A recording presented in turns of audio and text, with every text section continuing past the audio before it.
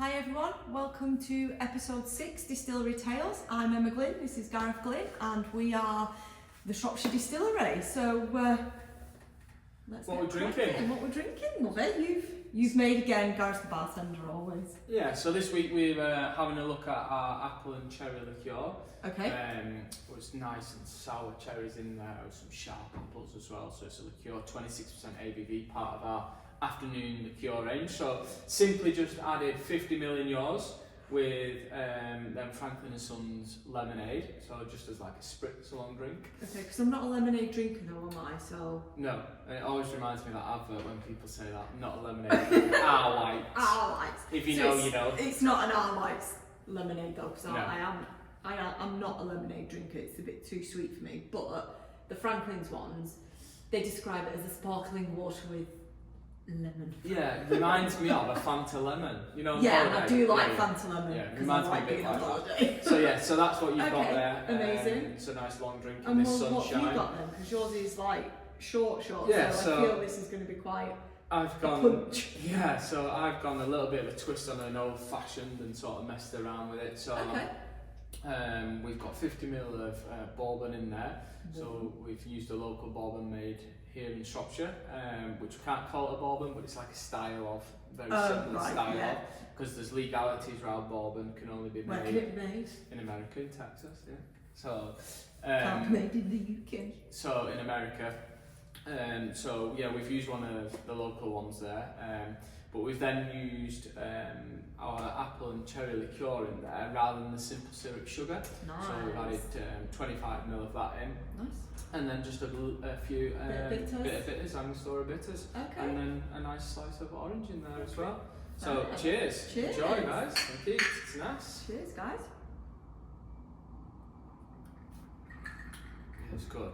Yeah, So- to be fair, it's not too sweet that actually. So what that really does is, if you're not, it really brings down the whiskey down for you. So you still got that, you still got the whiskey element in there, but the sugar, syrup, and the apple and cherry in there really just cut through it and give that sweetness. So you still got this, like the notes of the whiskey coming through, but it's just still got like It's something different as Yeah. well, isn't it? A different way to serve. And I think so for us, the apple and cherry came about because as part of our afternoon range, we built those based on being a cocktail partner, didn't we? So we have talked about the tea and the coffee variations, and we're both fans of tea and coffee, so why not make an alcohol version of them? But we wanted to make a fruit liqueur, didn't Yeah. we? But without being too fruity. your standard sweet, sickly Yeah. strawberry type stuff. So we went soured cherries, Cherries in there. which are gin. We do a gin with sour cherries as well, don't Yeah. we? And then apples as well, because most people do like apples. Yeah, And and again, it's- it's not massively sweet. As well is it? goes really well with a Di Serrano as well. So like a Di Yes. Serrano sour. So or anything that you just feel like simple syrup sugar is just not enough, and you want to add some depth in there. So it just adds that more depth. in Yeah, there. and we use real fruit as well. So and like with the tea and coffee, we do always say give them a bit of a Good shake shake. first. And So it's part of our afternoon range. So it's an ever-growing range. So there's 3 now in that range, isn't there? well, we've got 4 potentially, haven't we? So the Damson gin. Yeah. Sorry. Yeah. Yeah, our Damson gin liqueur sits as part of the afternoon range because we bottle that slightly lower than these at 21%. Yeah. Because it's how it comes out of the barrel. But no, that's nice. That Yeah. I mean, mine too. Mine too. mine too. Yeah. So what? Should we start with what you've learnt this week then? Should we just change it up a bit? What have you learnt this week? Oh, you've caught me on the. Have I caught you off guard now? Yeah. Oh, what have I learnt this week? That's where I need my phone with my notes on. I've got a good one that I learnt this week. So, the Romans used to put toast in their wine because they thought it had health benefits. Toast as in breaded Yeah, bread toast. yeah, because they thought it had health benefits, In and what? that's where the saying comes from: a toast. Raise your glass to a toast. Ah, Yeah. that's there you go then. Toast. Toast. No, we like tits and Tits ass. and ass, don't we? Yeah, so that was mine. That's what I've learnt this week, I've got a good one for you. and I heard it on a podcast. Surprise. I think I did know this, but then it sort of refreshed it when I read about it somewhere. do you know what the chainsaw was invented for? Chopping trees down. No. You're going to be blown away now. What? Childbirth. What? It was invented for childbirth, so for cutting diseased bones. Something Have to you do been drinking before? No. Something to do with the pubic bones and stuff like that, but to cut away. And then over the years, then it was back in the 18th century. It was. I know they give Lily a sunroof job on you, but Well, yeah. what? So that was the chainsaw? No, it was for. I don't know how, and I didn't really go into the depths of it. But yeah, the chainsaw was invented for childbirth back in the 18th century. So all these tree, And then adapted tree then to surgeons the are trees. driving around with the stillies. Yeah, there you go. So, I wonder if they know. yeah. Bit of a gross fact, to be honest. Yeah. You think to Yeah. yourself, ooh. It probably wasn't as big as a Distillery at the time. But they probably still use slight bits of How equipment. medieval like is that? Yeah, very. Childbirth. Yeah. Oof. Quite grotesque, really, isn't it? Yeah, it always makes me laugh. As in, oh, I'm gonna have to tread the line here, and it's just a thing of life. I don't necessarily believe this or condone it, but like the comedian, I forget who it was, who said about women when they say about childbirth is the most painful thing they've ever felt in their life. Well, there's plenty of women who do it again and again and again. Yeah, and that's what the comedian was saying. He said, how many blokes, get kicked in the bollocks and then say, in 6 months' time, should we do it again? Yeah. I mean, I never did it again, but it was bloody painful. But once it's done, it's over. Whereas sometimes with things like pain, I suppose it continues and continues, doesn't it? If you've injured yourself and stuff like that. I suppose we've got a lovely parcel for it. Yeah. 16 Parcel being the right thing. Anyway, let's change the subject. Yeah. Well, what have we been doing this week? What have I been doing in the this week? distillery? I have been distilling, one of my favourite things, or my most favourite thing. Been distilling spiced, actually, believe it or not, this week. In this weather? Yeah, I know. So spice gin, we need some replenishment of spice, so I've been distilling spiced. I have then also, what else have we done? Do we see peaks and troughs and trends, or do we just keep on top and we get a gradual We do see turnover peaks and troughs of our throughout the year. flavours? So yeah, so obviously we've got apple and honey now, which is more popular. The dry gin, I think, throughout the year It's a good is a seller. staple. Yeah. It sells. They all sell as well as each other. The dry gin is, we've mentioned before, is the best seller because it's been out the longest. Yeah. The spice, you do tend to see more of that in the autumn, winter months. Yeah. But again, we still get it all year round. Hence why I'm having to distill it. And it's one of the ones that we serve here, and we actually serve that one. Maybe we should mix it up a little bit because we serve that one on the tours with ginger ale, and it always surprises people. And we tell a lot here directly. Yeah, the once spice. they've had it. Yes, they like tonic, but actually with the ginger ale it tastes. And I don't know if it's just because of you showing it with the ginger ale, because like our cherry and pink with ginger ale is really nice too. Yeah.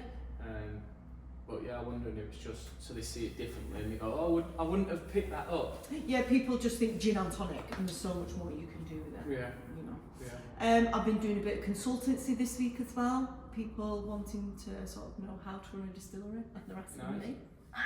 Oh, so yeah, we're still here, so we're still here, we still must going. be doing something right. We must be doing the royal way. We're doing something right. So yeah, I've been doing a bit of consultancy work with that, and just general everyday running, emails, phone calls. I've had quite a few phone calls this week. People redeeming vouchers, which seems like a simple task, but it can be quite.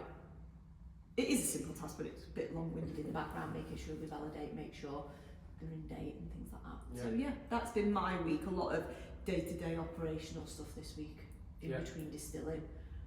Been concentrating on that. Cool. What about you? Delivering. So I've Yes. been out delivering. So Yeah. you've been making the wares and I've been out delivering it. Yeah. So I've done a bit of that this week. Obviously doing a little bit of seems you use the word consultancy. I've been doing some consultancy work, which means Trying to big yourself up now. riding motorcycles. It's just So a I've been test dummy, man. been doing a bit of that, and in this lovely weather as well this week has made it more pleasurable. Yeah. So it's been lovely this week, and then getting ready for. I was in an event last week as well, so that was good. Yeah, you did we slow spoke food. about that. We Didn't we? mentioned slow food. Yeah. So we did the slow food fiesta. Been going collecting the sign that I left there. Oh Because I yeah, forgot guys, sign. the sign. We then went hunting it down, couldn't find it. and then some the good the people. good people at the Shrewsbury Food Hub messaged to say they'd collected it because Yeah. they could see you'd left it. Yeah, So thankfully it didn't get thrown in the bin. So yeah. yeah, so that's So been we had a pretty good much day it. there Yeah. as well. Me and Emily Yeah. had a good day here with the school. So we've got gin school and cocktails tomorrow. So we need to get that Yeah, after prepped and this sorted after this we'll make a cocktail list of what we've got. Pretty much know what we're going to do, but we'll just nail that yeah, because down. we've got some new ones, haven't we, for the changing seasons Yeah. and things like that. We're also concentrating on that apple and honey gin, I think. Yeah. So. And then when we talk about gin school, a lot of the talk tomorrow and on a Saturday when we run our gin schools is around botanicals, isn't it? Yeah. So we wanted to sort of dive into that a bit more with you this week and talk about the botanicals. So each of our products, each of our gins per se, have a unique recipe to themselves. So when we talk botanicals, it's anything that's grown in the ground. So, but when we refer to botanicals, we tend to more so around the gins rather than the liqueurs and the vodka. So we have two to three suppliers that we use for our botanicals, but our main supplier, Michael and Tommy from Beacon Commodities, we've used them since day dot 6 years ago, and we've continued to use them, haven't we? Because we want to make sure of continuity, but also the quality of what those guys are doing as consistency well. is key as well. And we liked as well, when I first ever spoke and reached out to Michael, was very much about where he was getting the botanicals from. He was very mindful that he went visiting the farmers, and I really like that because he was very much about their working conditions, paying a fair price, which in this day and age, you know, we're making sure not only are we getting consistency, but also that we're getting fair trade as well. Yeah, and also they're very passionate, but also very knowledgeable about it, aren't they? So they get involved in the harvesting of, say, the juniper, for example. He's sent us pictures, hasn't he? Yeah. So our juniper comes from Macedonia via the guys at Beacon Commodities, but they go out, don't they? Yeah. And they lemons ones he sent me with lemons. When we bought the lemons, and they were all hanging them, sun drying naturally, and you know they're going out quality checking them as well as, you know, like you say, working conditions and fair trade. And obviously botanicals are really important because gin needs to have those botanicals in them. So it's definitely a really important side about picking quality, not just chasing a price, because obviously the more oil. The more oil it affects, but also we have had juniper from different suppliers, and it just doesn't. Yeah, when we first started, we was trying, but we didn't. No, we've never. And the guys at Beacon as well are very good in the terms of, so say when lockdown happened, and at the time of lockdown as well, yes, everything went up, and so did the prices. But they're very good in the terms of as soon as it came down, the price came down. But we didn't chase after price point. It was what it was, and that's who we stayed with. And they were true to their customers as well, because there was also a shortage on juniper, and so they were true to their own customers and didn't then supply everybody else. They kept with their own. And they're a family business as well, you know, and they're great. You can pick the phone up, have a chat. You know, if you've got a question about something. Things go back to MOQs as well. We spoke about that last week, didn't we, with labels and things. So like with any supplier, they will have minimum quantity orders. So we tend to buy in what bulk we can, but knowing that we're going to use them, because obviously you need to make sure you rotate your stock and you've not got stock sat there. And that's why we have some other suppliers, because they do on smaller quantities. Scale. Yeah, because each of our gins, going back to those, have different recipes. They do have 4 core botanicals. I'm going to test Gareth now, see if he remembers. What are the 4 core botanicals that we have in every gin? You're not testing me, I know that. Okay. Juniper, coriander, angelica root, and orris root. Okay, cool. So we use juniper berries. Well done, Gareth. Juniper berries. Like one of your students. I know, well, I've just got a test, juniper berries, because gin wouldn't be gin without juniper. We use English coriander seed, don't we? We don't use, so I always describe it as, if you look at the coriander seeds in your spice drawer at home, they're probably quite a big seed, whereas the ones we use, the English coriander, they're quite a small yield, aren't they? But they're citrusy, they're earthy, and they give a slight peppery note through. And then angelica root and orris root we use for their components as a fixative. because we're extracting oil. Those two. And when you say all of them in our core, are they all the same? No, all different. Everything's different. Angelica and Orange Root tend to be the same because we're using them as fixatives. Yeah. But no, everything changes. They're all different. Dependent. It'd be a lot easier if it was all the same. If I'm honest. We don't just make a base No. like our dry gin and then add, for instance, the cherry and pink peppercorn. No. We don't just add cherry and pink No, peppercorn. it's all Yep. bespoke. Yeah. And then other botanicals that we use, we source from my current tomato. We've got the other two suppliers that we use, because like I say, on smaller quantities and stuff we go through. Actually, one of them that we buy off actually buys off Beacon Commodities anyway, and then breaks them down into smaller. So, for instance, stuff that we don't use a lot of wouldn't make sense as buying them off. Well, yeah, because they're they're wholesale essentially, aren't they? So we make sure that we're even still in the chain somewhere, still trying to buy. getting from the same. Yeah, you know, exactly. You could almost say you are buying just maybe not direct. But yeah, no, and we store them here. They're stored in dry, sealed containers, aren't they? So they're dried as well. So a lot of our botanicals we use, I'd say 99% are dried out. Yeah, I mean, people do ask that, and there's a number of reasons, isn't there? So obviously for longevity. Yes. Once they've been dried out, but also we find that sometimes the flavour when we put them in, depending if we're steeping them overnight, they help the oils just to release, and we get more of a flavour profile through them when we put them into the wash. So, you know, there's numerous reasons. The main reason is for longevity, isn't it? You know, rather than every time fresh. Yeah, and again, going back to that one shot, we weigh the botanicals out ready for that one shot of distillation. So the botanicals go in with the NGS, which is the neutral grain spirit, which, being honest, we don't make that, do we? No. Being this transparency, we don't make our base spirit, and there's a lot of craft distilleries like us that don't do it. It doesn't make sense for us to do it because of cost. I'm just going to interrupt you though, just with what you said then. NGS, do you want to tell the people? Neutral grain. Sorry, I thought I said neutral grain spirit or. So what does that mean? So pure alcohol at 96%. So anything that's been harvested. Yeah. So neutral being it tastes of nothing. It's neutral tasting. Yeah. But NGS or your ethanol has to be made from an agricultural source, so anything that's grown in the ground. Yeah. So ours that we use, that we buy in, is 100% wheat based. Okay. So we use that for all of our. And then that gets fermented down like a beer. Yes. Fermented down. Well, we don't do that. Yeah. The big guys where we buy it from, they ferment that down then, and they put the fermentation through a still. Through their still, yeah. So and their still will sit differently to what ours are. I mean, ours are 250 litre pot stills, so they're tiny compared to them. Whereas they'll use what they call a pot. So ours are pot stills, like the guys use in the whiskey industry and things like that, because it keeps lots of flavour in there, and that's what we want to do. And especially with like a one-shot method, where we're just using one load of botanicals with that alcohol, we're keeping all the flavour in there, but we're then stripping the impurities out of that base alcohol. Because when they've distilled that base alcohol from the wheat fermentation, they're going to have distilled it quite quickly, like through like 40 odd plates or whatever it needs to be minimum. And actually, it's really quite rough tasting, isn't it? It's like it's been distilled. They're rushing it to. It's rushed to get up, and a column still does strip flavour anyway.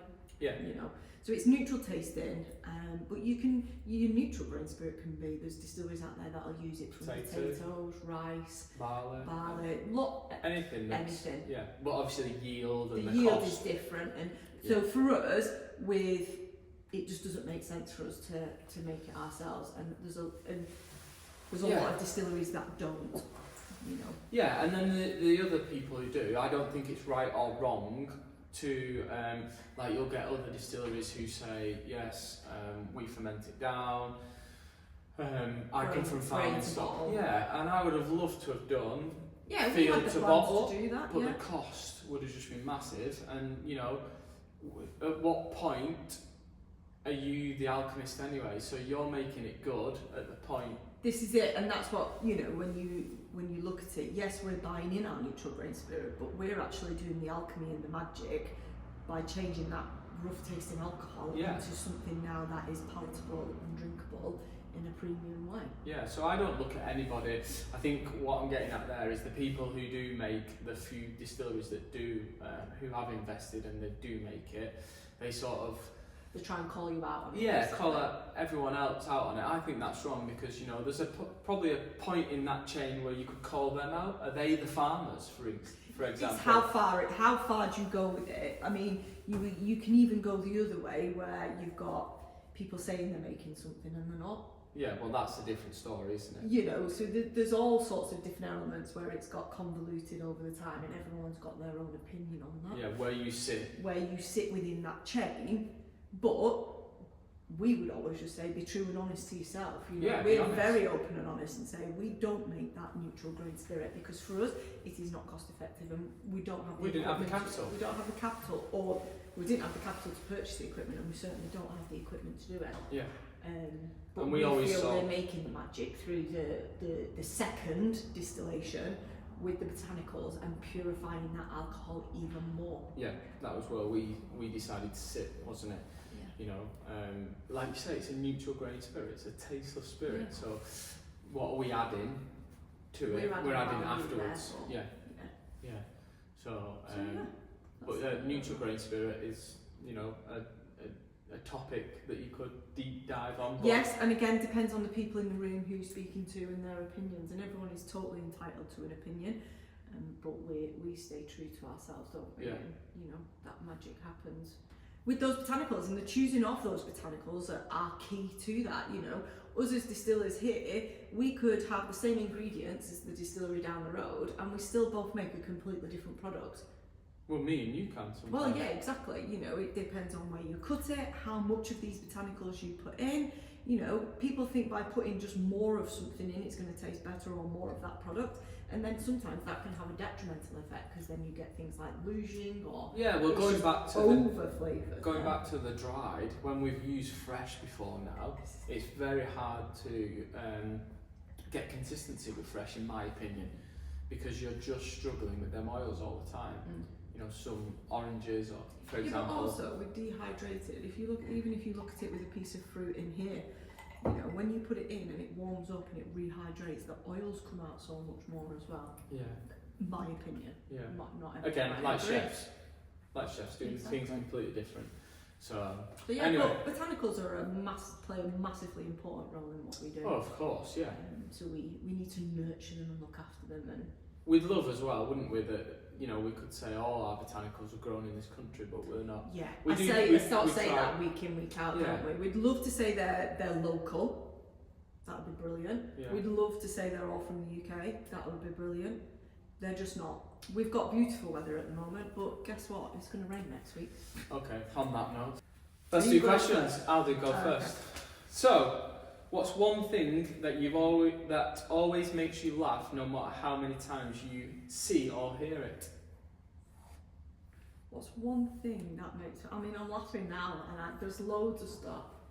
I'd say you, if I'm honest. What birthday suit? That's not very good for my. I'd say you. Yeah, you just come out with stuff and just make me laugh all the time. Yeah, but as my teacher said to me at school, yeah, are you laughing at me or with me? No, at. 100% at. Okay, we'll move on. So, thank you so much. What's one thing that makes you laugh? Yeah. What's the weirdest thing that you've ever seen someone do in public? Well, we're all weird, and I have seen some weird stuff. We're all weird. Speak for yourself. Yeah, but I think everybody's. We've all got our quirks. Yeah. What do you mean? Okay. Weird. What's the weirdest thing you've seen someone do in public? Well, having a poo, probably. A lad who I used to go mountain biking with was always, we called him a nervous poo. He used to do a lot of downhill mountain biking, and we're in the middle of nowhere, and he just shouted, "Pull the van over." So we pulled the van over into a lay-by. He jumped over this dry stone wall and pulled his trolleys down, but not looked at his environment, had a poo, and then there was dog walkers, and he didn't even flinch, he just went, "Morning!" So yeah, that was strange. I was like, really? We saw something strange. And he was a police officer, high up too. Not indecent proposal, whatever that is. Exposure. We saw something weird in Rome. Do you remember I took a picture of it, I filmed it, didn't I? When we were queuing up for the keyhole, that young girl in front of us. Oh yeah, she kept on the side. She had false nails, and she was She'd picking like her do nose, this, and then go, and then eat it. But kept doing it. It was like a tick one day. Oh, It it was was like awful, yeah. and I don't like anything like that. So I'm stood, but I had to move away, didn't I, at one point? Because she was doing it so yeah, so yeah, I forgot about that. Yeah, just remembered them. Okay, what's the strangest thing you've ever Googled? Oh Jesus! Or looked up out of curiosity. This should be a question for you. You're worse than me. I've got a VPN. I'm on the dark web. Weirdest thing I've Googled. I mean, you can Google some weird stuff anyway in general, can't you? But do you know what comes to mind? Your brother. So, yeah, it's horses, isn't it? He has horses and has always been mad into horses. And he was he was younger, because he's 10 years younger than you, isn't he? So it was when I was young. So he's 20 now? Yeah. No, he's not 20. He's just left school. He was looking for something online, a shop. L for leather. Hell for leather. L for leather. Alright. Okay. Right. I can see where this is going. So that's what I typed in for him. Or he typed in. Can you imagine? Hell for leather. So it was L for leather. His company. So it was to do with bridles and whatnot. Well, what would you do? Not like get No, well, yeah, this is all the things that were starting to appear. And Liam's young as well. Shit! So, yeah. So instead of L for leather, so it was a L. L for leather was the company. Right, okay. But you typed Wiggly accent. You typed in hell for leather. Well, can you imagine all the seedy crap that come up? Nice. So when Liam asked me to help him with anything now, I'm like, nah. You can Google that yourself. Yeah. Okay. So, your question. I forget, sorry. I have to watch it. What is the most unusual food combination you secretly enjoy? I wouldn't say you're a secret eater though. No. Well, being a Wigganer, pie kebab. A Wigan kebab. A Wigan kebab, yeah. A nice pie, loads of butter on a bap. Bam? A bam, yeah, bam cake. Bap, is it? A bam cake. Yeah, probably that. It's a bam. Yeah, or crisp butter. Oh, I do like a crisp butter. Salt and vinegar crisp or pickled onion crisp. Ooh, yeah, with sliced pickled onions on it. Proper like white bread, like Warby's white bread. Yeah, that stuff that it's got you like. Be like doorstop and yeah. Ooh, I'm getting hungry now. Yeah, that probably. So Wigan kebab. So from where Gareth's from originally, I'm not from there. Wigan kebab is a known thing, isn't it? Pie on a bun. Do you have sauce on it? Depends what pie. If it's having like a cheese and onion It's pie. like carb overload that. Yeah. See, I don't like cheese and onion pie. Oh yeah. Meat and nice. potato, but you don't like I that meat and potato because it always reminds me of sweaty teachers. Oh. Yeah.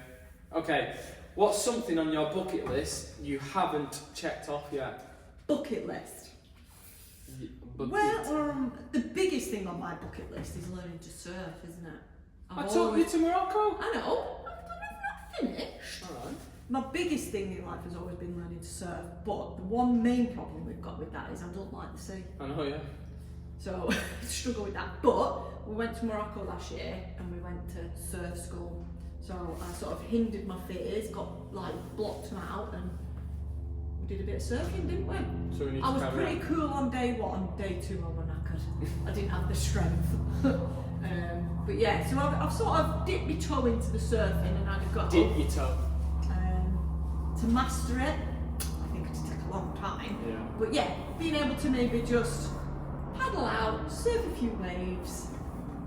And do that. So there you go. Sorry if you hear the noise of the helicopters. We are we close got to loads of helis. RAF Strawberry, where they do all the teaching. One of my friends is one of the instructors there, so it might be him trying to low fly over the distillery. Check out his hometown. Yeah. If you had to pick a movie title to describe your week, what would it be? What, this week? Yeah, this week. Groundhog Day. No, Never Ending Story, I don't know. You are a never-ending. Because I'm always like thinking of something. Gareth's always on to the next thing. Yeah. As you say. Don't know, yeah. Groundhog Day, never. Something, I don't know. Something like that. Yeah. Okay. What's a song you can't help but sing along with when it comes on? Say again. What song? I actually zoned out on it. What song can't you not sing along to when it comes on? Song? Just loads. This one. It's 5 o'clock somewhere. By Bit of Alan Jackson and Jimmy Buffett. Oh, nice. Yeah, there's a few though in there. I've got 5 o'clock somewhere. I've got a bit of Dolly Parton 9 to 5. Yeah. Elvis, The Ghetto. Elvis in the Ghetto, I like that one. And Tina Proud Turner. Mary. They're the only. And you have to do the dance. I have to do the dance. They're probably the only 5 songs that I actually know the words to, and I don't need to pretend. I know, yeah. me and Lily are always like, me and Lily really listen to music, me and my daughter, and we pick the lyrics up and listen to the story, and then Emma will be driving somewhere and she'll sing something and you're like, that is not the lyric. That is totally not the lyric. Like, what did we do a couple of months ago? And you only got it because we were watching Bastille when they sang TLC Scrub. Oh yeah, oh god. And you there was was a convinced word and in there, and both me and Lily were like, looked at you and you was like, listen to what you're saying. It wasn't even a word. It wasn't even a word. Yeah, well, most of them are not, are they? Yeah. But yeah, so they're the ones that do actually know the words to. Come on, next one. Let's go for what we're on. Number 4. What is a skill you've always wanted to learn but haven't had chance to yet? One that probably just springs to mind, you know, and will I ever do it? I don't know, because I'm really rubbish at learning new skills. But the guitar, Oh yeah, I've always I don't know why. This is pretty cool. Musical instrument, it's just really cool just to pick something up and like start singing. I like you had to go with like banjo. Yeah, but no. What's the most random fact you know that always blows people's mind when you share it? Fact. Well, it's a fact we sort of share every week, this one. Go on. So, juniper is not actually a berry, is it? No, It's it's a not. natural pine cone. I knew that. So that's my interesting fact that I like to share, always. And it does blow people, I can't say it blows people's minds. Well, it's just because of the But name as well. Yeah, they're all a bit Juniper like, berry. you So always everyone goes go, berry. yeah, you always say, what do you think a juniper berry is? And they'll go, a berry? Yeah. Actually, no. And then they're quite like, oh, didn't know that. So every day's a school day. Cool. Yeah. Last one for you.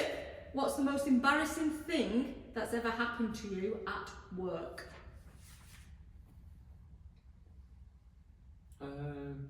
Crashing motorcycles when I'm not supposed to. Well, Probably. that's just a day-to-day occurrence. Well, it's not. I'm not paid to crash bikes, am I?